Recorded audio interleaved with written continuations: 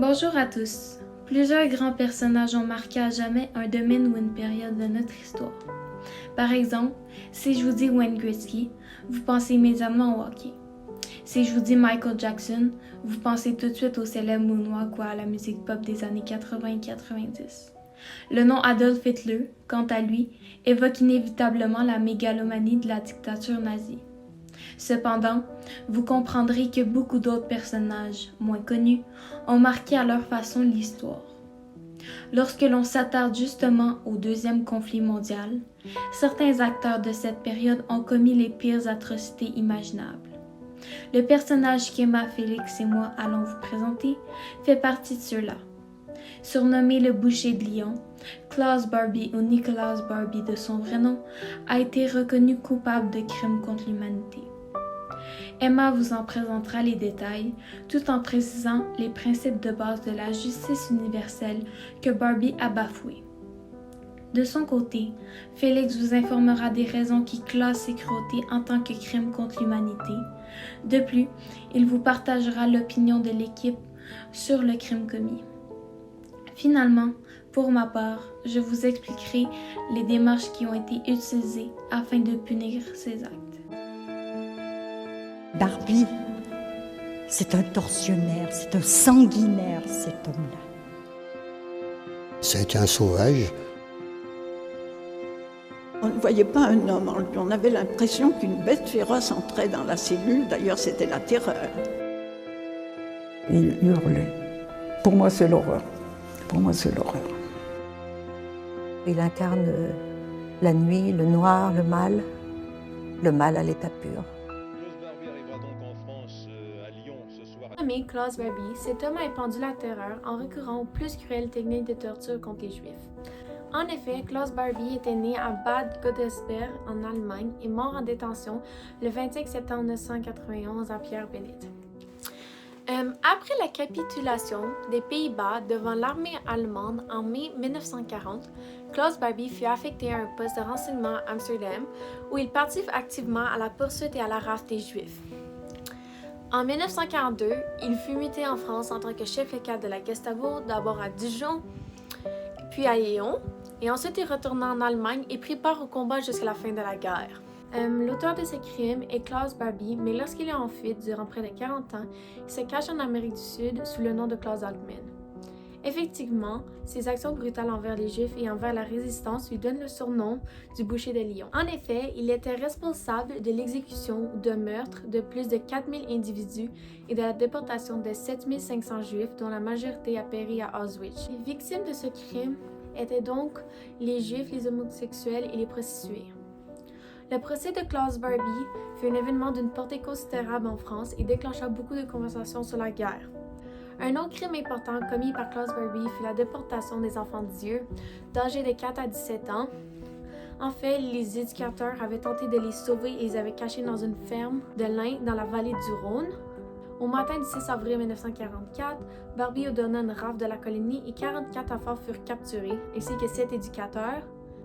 Les enfants furent déportés à la suite d'une rafle et ensuite exterminés à Auschwitz, à l'exception des 2 plus âgés qui sont déportés et assassinés à Tallinn.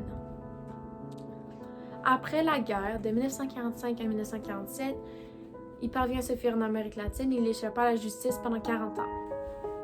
Il prétend que les Juifs sont une race impure qu'il faut éliminer. Longtemps, les chrétiens les accusent d'être responsables de la mort du Christ. Les principes de la base de la justice universelle sont le respect de la personne, l'égalité et l'équité.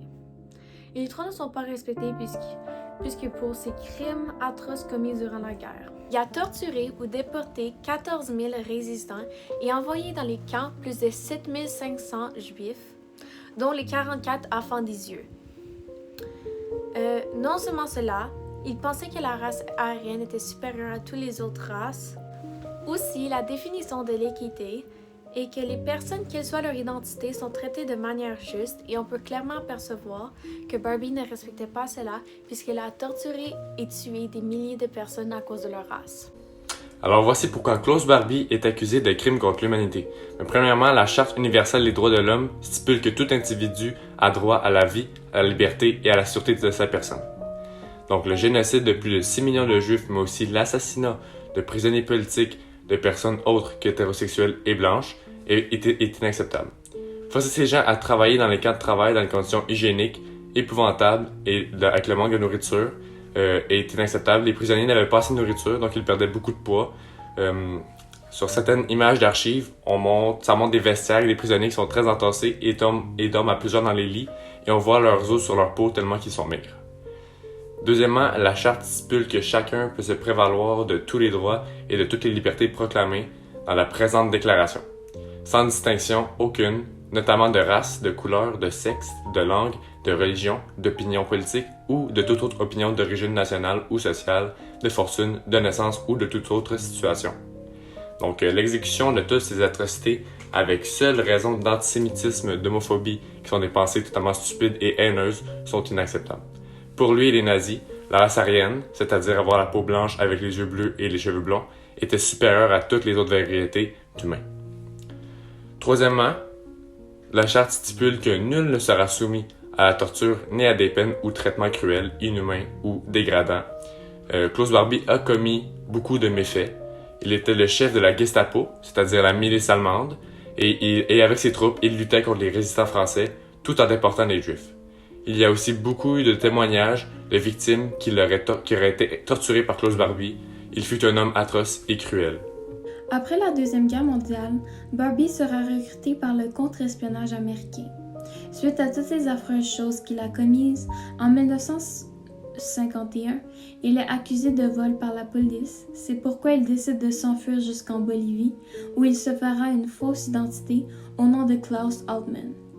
Durant ce temps, il obtiendra la nationalité bolivienne et dirigera une entreprise d'exploitation de bois, ainsi que de 1966 à 1971, il fera partie de la première compagnie maritime du pays qui fera du trafic d'armes et de drogue au profit des dictatures militaires de l'Amérique du Sud.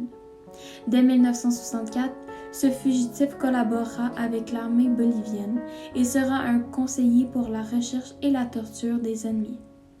En parallèle, la police allemande, le cherchant toujours, affirmera un jour qu'il s'était bel et bien installé en Bolivie. Un journaliste l'ayant interviewé l'identifiera grâce à ses empreintes digitales retrouvées sur des photos qu'il lui avait présentées, montrant un homme le ressemblant étrangement beaucoup. Suite à plusieurs péripéties, ce bourreau sera arrêté à La Paz, capitale de la Bolivie, en 1983.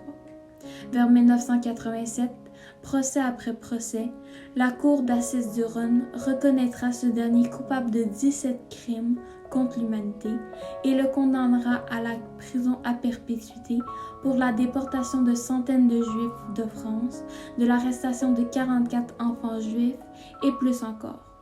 D'ailleurs, ces procès ont été les premiers procès à se tenir en France pour les crimes contre l'humanité.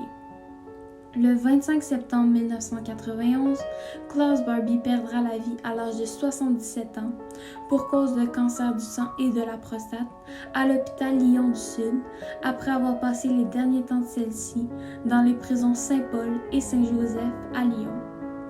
Ce boucher de Lyon aura bien pu causer la mort de plusieurs personnes à Lyon, mais au final, lui-même sera décédé dans cette même ville. Question de bien porter son nom.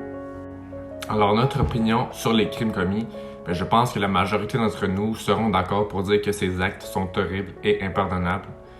Toute cette souffrance qu'il a fait subir à tellement de personnes et de communautés, qui a contribué à créer le personnage de cruauté et de terreur qu'est Klaus Barbie, ces crimes ont été qualifiés de crimes contre l'humanité et avec raison.